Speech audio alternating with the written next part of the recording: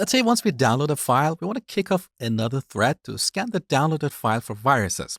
Now, scanning a file is a time-consuming task. It's not going to happen immediately like incrementing an integer. It may take a few seconds, so we should run it in a separate thread. But we should do that only after we have downloaded a file. Now, here's the thing. How can we know if the download thread has finished? Downloading a file may take a second, a minute, or longer. We cannot predict it. So here we cannot use thread.sleep to make the current thread sleep for, let's say, 5 seconds, because the download may take longer. To solve this problem, we should join threads. So after we start the download thread, we call thread.join.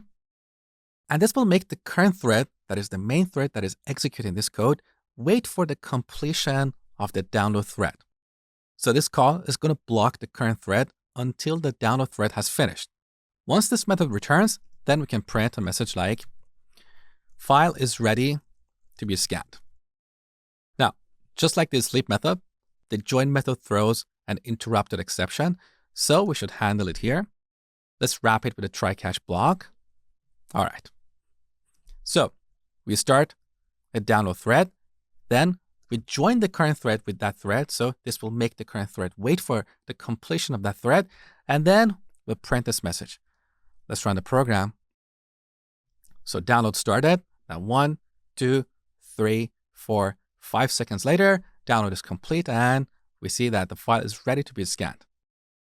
So with the join method, we tell the current thread to wait for the completion of another thread.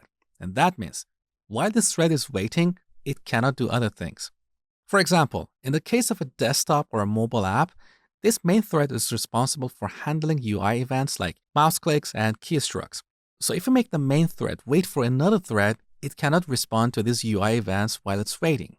So the UI will freeze and the user will not be able to resize or move the application window. But don't worry, later I will show you a better way to have one task start after another task finishes without causing the current thread to wait. For now, I just want you to understand what joining is and how it works.